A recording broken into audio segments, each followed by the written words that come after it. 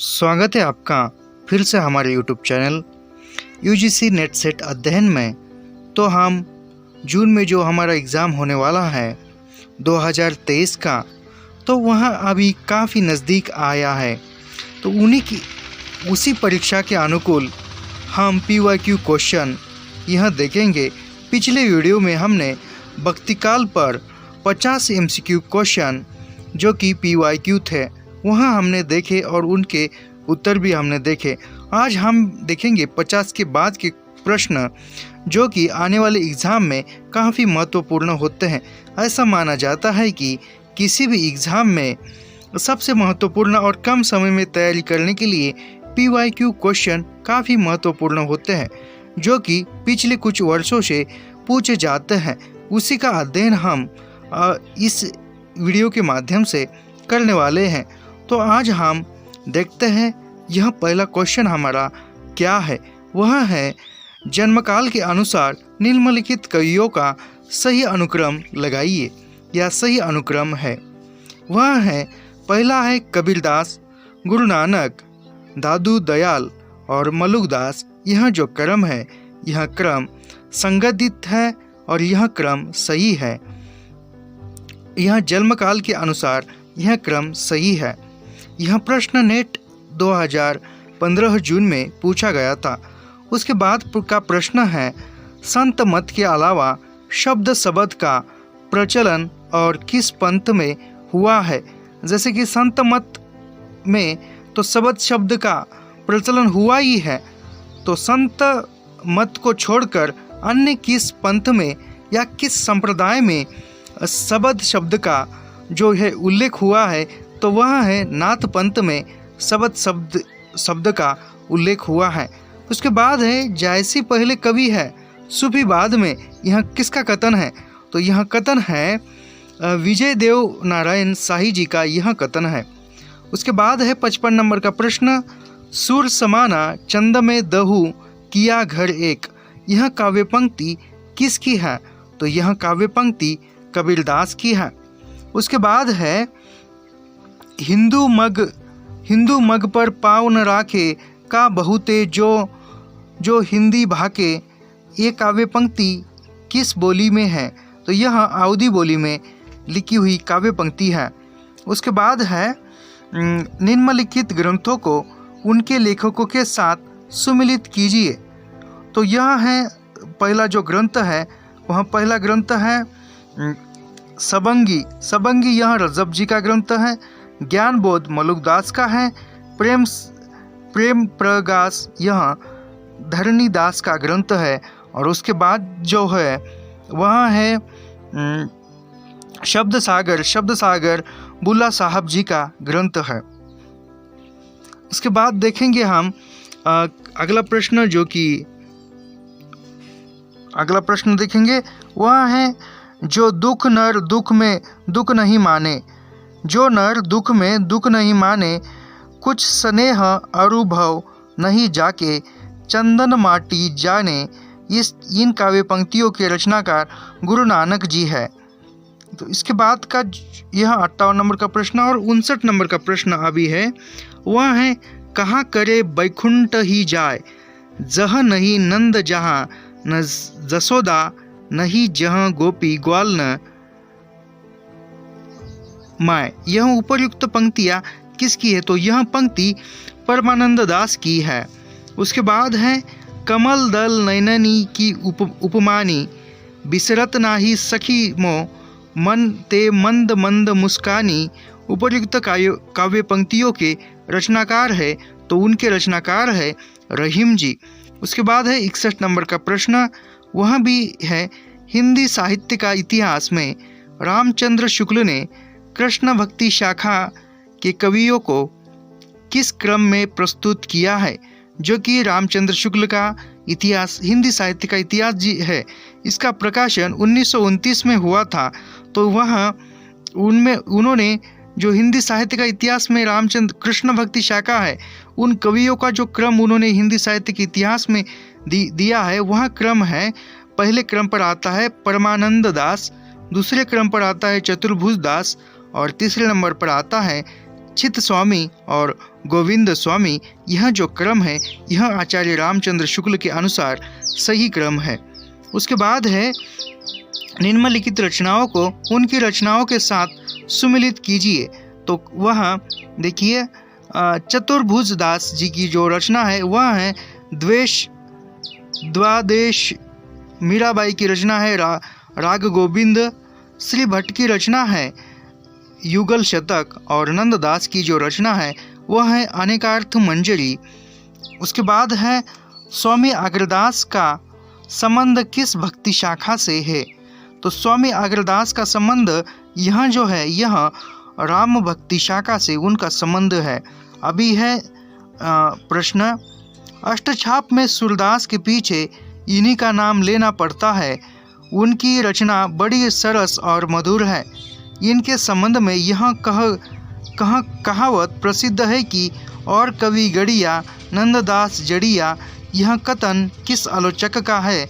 तो यह कथन है आचार्य रामचंद्र शुक्ल जी का यह कथन है। उसके बाद है गोंडीय संप्रदाय के संस्थापक है। तो गोंडीय संप्रदाय के संस्थापक चैतन्य महाप्रभु जी है। उसके बाद है हित 84 के रचयिता है। हित 84 के रचयिता हित हरिवंश जी है। उसके बाद है कुंडलिनी के उद्भूत होने पर जो स्फोट होता है उसे क्या कहते हैं।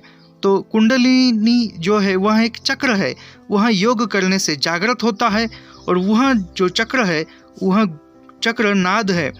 जैसे कुंडलिनी के सुबुद्ध होने पर जो स्फोट होता है उसे नाद कहते हैं। उसके बाद है रोज तुल्य हकायक, यह इसके रचयिता है।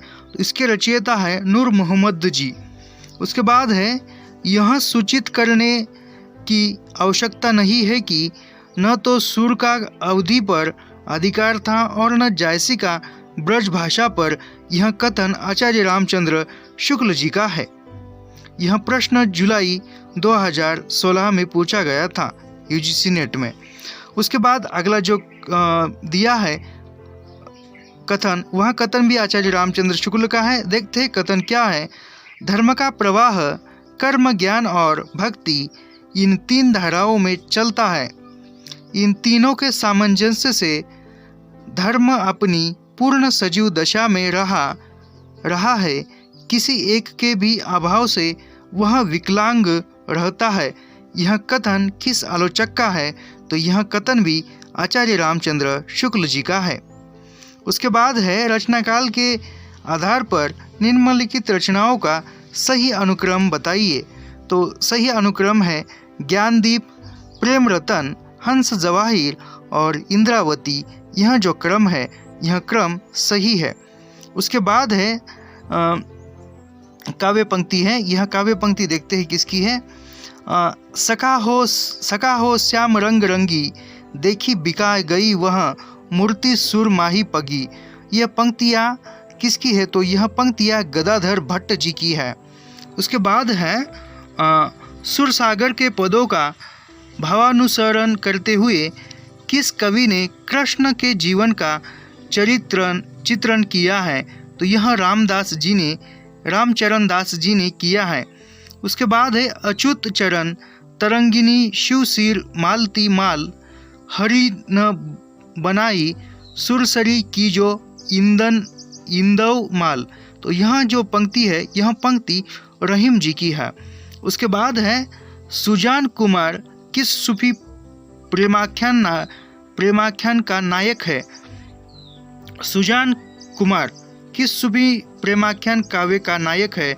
तो यह चित्रावली नामक काव्य का नायक है सुजान कुमार। उसके बाद है हुज्जेरी के अनुसार फना का अर्थ है। अभी हुज्जेरी के अनुसार फना का अर्थ क्या होता है। तो वह है जीवात्मा का परमात्मा में विलीन होना या मिलाप होना। उसके बाद है भक्तमाल में दिए गए रामानंद के प्रथम 4 शिष्यों का सही अनुक्रम क्या है। तो उसका सही अनुक्रम है देखो अनंतानंद, सुखानंद, सुरसुरानंद, नरहरियानंद। यह जो क्रम है रामानंद के प्रथम 4 शिष्यों का यह क्रम सही है। उसके बाद है आचार्य हजारी प्रसाद द्विवेदी के अनुसार निम्नलिखित संप्रदायों का सही अनुक्रम है। तो आचार्य हजारी प्रसाद द्विवेदी जी ने जो संप्रदायों का क्रम बताया है वह क्रम है, प्रथम क्रम पर आता है श्री संप्रदाय और दूसरे क्रम पर आता है ब्रह्म संप्रदाय, रुद्र संप्रदाय और सनकादि संप्रदाय। इसके बाद है 79 नंबर का प्रश्न। यह देखेंगे आचार्य रामचंद्र शुक्ल के अनुसार कबीर ने अपनी साखियों में सदुकड़ी भाषा का प्रयोग किया है। सदुकड़ी से उनका अभिप्राय है राजस्थानी पंजाबी मिश्रित खड़ी बोली। यह जो है यह सही है। उसके बाद है 80 नंबर का प्रश्न। यह है जायसी के श्रृंगार में मानसिक पक्ष प्रधान है, शारीरिक गौण है। यह कथन किस आलोचक का है? तो नीचे नाम दिए हैं रामचंद्र शुक्ल, विजय देव नारायण शाही, राम पूजन तिवारी और श्याम मनोहर पांडे। तो इसका उत्तर सही है आचार्य रामचंद्र शुक्ल जी। यह अभी 81 नंबर का प्रश्न है। भक्ति कथन, इनमें कोई संदेह नहीं कि कबीर को राम नाम रामानंद जी से ही प्राप्त हुआ, पर आगे चलकर कबीर के राम रामानंद के राम से भिन्न हो गए। यह कथन जो है यह कथन आचार्य रामचंद्र शुक्ल जी का है। उसके बाद है विठलनाथ ने वल्लभ संप्रदाय में किस प्रकार की पूजा भक्त पद्धति का समावेशन किया है? तो यह जो इसका उत्तर है युगलोपासना, यह इसका सही उत्तर है। उसके बाद है 83 नंबर का प्रश्न। सगुण ही अवगुण ही नहीं कछु भेदा, इस कथ्य को तुलसीदास ने किसके द्वारा कहलवाया है? तो इसका उत्तर है शिव द्वारा। तुलसीदास ने कहा कहलवाया है कि सगुण ही अगुण ही नहीं कछु भेदा। यह तुलसीदास ने शिव द्वारा उच्चारित किया गया है।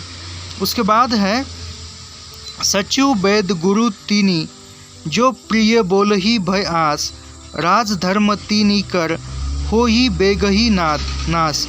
तो यह दोहा रामचरितमानस के किस कांड में है? तो यह दोहा है, यह सुंदर कांड में लिखा गया दोहा है। उसके बाद है सुमिलित कीजिए।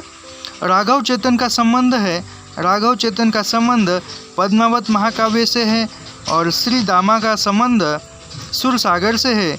शबरी रामचरितमानस में है और चंदा चंदायन में है। उसके बाद देखेंगे फिर से सुमिलित कीजिए, इसका इन पर भी प्रश्न है। यहाँ पंक्ति दी है और नीचे कवियों के या लेखकों के नाम दिए हैं। पहली पंक्ति देखते हैं। जो ही पंखी के नियर होई करे बिरह के बात, सोई पंख जाई जरी तरीवर होई निपात।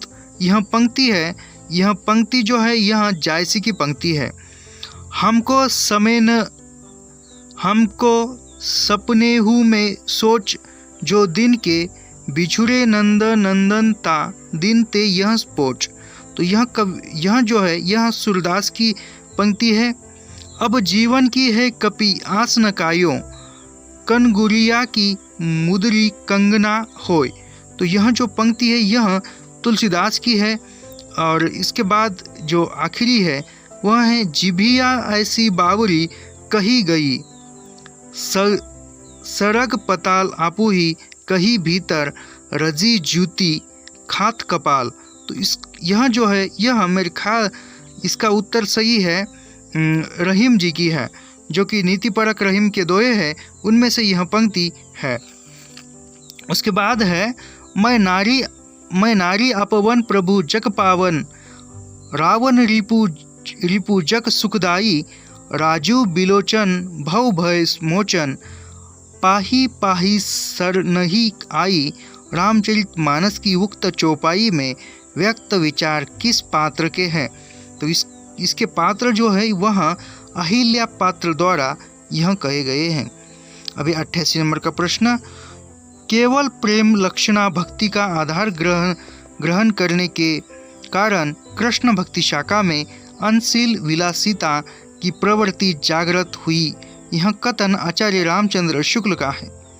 उसके बाद है, यहाँ भी सुमिलित कीजिए है, तो ऊर में माखन चोर खड़े आप कैसहु निकसत नहीं, उधो तिरछे हवे होय। अरे अभी इसके क्या है, नीचे क्या दिया है, गोपी के दिल में कृष्ण बस गए हैं, वह उन्हें दिल से निकालना चाहती है लेकिन निकलते नहीं, वह उन्हें दिल में बसाए रखना चाहती है। कृष्ण को दिल से निकालना गोपी के लिए असंभव है। तो इसमें क्या क्या सही है, तो इसमें सही क्या है, पहला जो है गोपी के दिल में कृष्ण बस गए हैं, दूसरा और तीसरा 3 नंबर का जो है वह भी सही है, वह उन्हें दिल में बसाए रखना चाहती है। गोपियाँ जो है, गोपियाँ कृष्ण को अपने दिल में बसाए रखना चाहती है। और जो 4 नंबर का अंतिम है वह है, कृष्ण को दिल से निकालना गोपी के लिए असंभव है। यह इसमें सही है, इस उपर्युक्त पंक्तियों से यह अभिप्राय सही है। उसके बाद है मीराबाई के पदों में मुख्य है। अभी मीराबाई के पदों में क्या क्या मुख्य है, पहला जो है अपूर्व भाव विहवलता, दूसरा है हम सही उत्तर ही देखेंगे, तीसरा जो है आत्मसमर्पण, उन्होंने कृष्ण भक्ति में अपना खुद का आत्मसमर्पण किया था, जो है भगवत विरह की पीड़ा की उत्कंठ अभिव्यक्ति मीराबाई के काव्यों में या पदों में दिखाई देती है। उसके बाद है गोरख जगायो जोग भक्ति भगायो लोग। उपर्युक्त पंक्तियों में तुलसी का अभिप्राय क्या है, उनका अभिप्राय क्या है, इन पंक्तियों के माध्यम से तुलसी क्या कहना चाहते हैं, नाथ पंथ का हठ योग मार्ग हृदय पक्ष शून्य है। और उसके बाद सही है, योगियों की रहस्यवादी वाणियों से जनता की भक्ति भावना दब गई थी। यह जो है इन 2 अभिप्राय उपर्युक्त पंक्तियों से सही है। उसके बाद है झूठो है झूठो सदा जगू, संत कहत से अतुलहा है, लहो सहे सट संकट कोटिक काढ़त दंत करंत काहा है, ज्ञान पनी को गुमान बड़ो तुलसी के विचार गवार महा है, जानकी जीवनु जान न जान्यो तो जान कहावत जान्यो कहा है। तीसरी पंक्ति में तुलसीदास कहना चाहते हैं, अभी तीसरी पंक्ति यहाँ कौन सी है, ज्ञान पनी को गुमान बड़ो तुलसी के विचार गवार महा है। तो इसके अभिप्राय क्या है, उन्हें अपने ज्ञानीपने का बहुत अभिमान है और वे स्वयं महागवार है। यह जो अभिप्राय है यह अभिप्राय सही है। उसके बाद है सुमिलित कीजिए, फिर से प्रश्न आया है। याद रखिए जब से हम यह सीरीज देख रहे हैं PYQ क्वेश्चनों की, तो उसमें यह ऐसे प्रश्न ज़्यादा पूछे जा रहे हैं जो कि सुमिलित कीजिए, एक तरफ कवियों के नाम या रचनाकारों के नाम या कवियों के नाम और एक तरफ उनकी कविताओं के नाम दिए जा रहे हैं और उनसे उनका मिलाप करना है। ऐसे प्रश्न ज़्यादा हमें दिखाई दे रहे हैं जो कि पिछले कुछ वर्षों से पूछे जा रहे हैं। तो इसी दृष्टिकोण से हम यह आपके सम्मुख लाने का प्रयास कर रहे हैं। अभी देखते हैं, यहाँ पंक्ति दी है, ओनई घटा परि जग छाहा। यह जो पंक्ति है यह जायसी की है। आवत जात पनैया टूटी, यह कुम्मनदास की है। अति मलिन वृष भानु कुमारी, यह सूरदास की है। और कीर्ति भनीति भूति भील सोई, यह तुलसीदास की है। उसके बाद है 94 नंबर का प्रश्न, यह है कबीर के निर्गुण पंथ का आधार भारतीय वेदांत का सुफियों का प्रेम तत्व है। यह विचार हजारी प्रसाद द्विवेदी का है। उसके बाद है पंक्तियाँ दी है, जाके कुटुंब सब ढोर ढोवत, फिर ही अबहु बनारसी आस पासा, आचार सहित विप्र परही दंडउती, तीन तैने रविदास दासानुदासा। इन काव्य पंक्तियों में किन भावों की अभिव्यक्ति हुई है? तो इन काव्य पंक्तियों में हुई है लोक व्यवहार की, वर्ण व्यवस्था की और विनय की, इनमें अभिव्यक्ति दिखाई देती है। उसके बाद है 96 नंबर का देखते हैं प्रश्न, ना नगरी काया विधि किन्ह लेई खोजा पावा ते ही चिन्ना। मैं सूटी अगम पंत बड़बाका तस मार्ग जस सुई का नाका। बांक चढ़ाओ 7 खंड ऊंचा चारी बसरे नाई पहुंचा। शुक्ल जी के अनुसार उक्त पंक्तियों में प्रयुक्त चारी बसेरे से अभिप्राय है। तो इसमें अभिप्राय है प्रत्याहार धारणा, ध्यान और समाधि नामक योग के अंग, और उसके बाद है शरीअत, तरीकत, मारिफत और हकीकत नामक 4 सोपान है।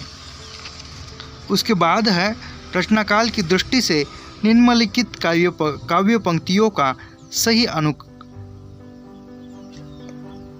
मेरे ख्याल से यहाँ रचनाकाल की दृष्टि से निम्नलिखित काव्य कृतियों का सही अनुक्रम है। पहली अनुक्रम में आता है पुहु पावती, हंस जवाहिर, अनुराग बांसुरी, यूसुफ जुलेखा। यह जो है यह सही क्रम में आता है। इसके बाद देखते हैं हम 98 नंबर यानी कि 98 नंबर का प्रश्न हम देखेंगे। यह भी है सुमिलित कीजिए। गुरु नानक क्या है निम्नलिखित कवियों को उनके जन्म स्थान के साथ सुमिलित कीजिए। नीचे दिए गए कूट का प्रयोग करते हुए सही उत्तर को चुनिए। तो क्या है, गुरु नानक अमृतसर में उनका जन्म हुआ है, दादू दयाल का जन्म अहमदाबाद में हुआ है, और धर्मदास का जन्म बांधवगढ़ में हुआ है, और सूरदास का जन्म दौसा में हुआ है। उसके बाद है भक्ति के आंदोलन की जो लहर दक्षिण से आई उसी ने उत्तर भारत की परिस्थिति के अनुरूप हिंदू मुसलमान दोनों के लिए एक सामान्य भक्ति मार्ग की भी भावना कुछ लोगों में जगाई। उक्त कथन यह है प्रसिद्ध हिंदी साहित्य के इतिहास के लेखक आचार्य रामचंद्र शुक्ल जी का है। अभी देखते हैं 100 नंबर का प्रश्न। 100 नंबर का प्रश्न है हरि अनंत हरि कथा अनंता, कहहि सुनहि बहु विधि सब संता। राम कथा के प्रसंग में तुलसीदास ने यह बात किससे कहलवाई है? तो तुलसीदास ने यह बात स्वयं से कहलवाई है। अभी यह 101 नंबर का प्रश्न है, यह भी हम देखेंगे। जाके मुँह माया नहीं नाही रूप कुरूप। यह जो पंक्ति है यह पंक्ति कबीर की है। और उसके बाद है ओ मन जानी कबित आस, कीना मकु यह रहे जगत मह चीना। यह जो पंक्ति है मलिक मोहम्मद जायसी की है। इसके बाद जो है वह है हरि है राजनीति पढ़ आए, हरि है राजनीति पढ़ आए। यह जो पंक्ति है यह पंक्ति सूरदास की है, नहीं सॉरी कबीर की है, नहीं सूरदास की है। उसके बाद है नमामीश मीनाश निर्वाण रूप भिन्नु व्यापक ब्रह्म वेद स्वरूप। यह जो पंक्ति है यह तुलसीदास की पंक्ति है। आज के भी हमने लगभग 50 प्रश्न देखे हैं। इसके बाद कल के वीडियो में, तब के लिए धन्यवाद।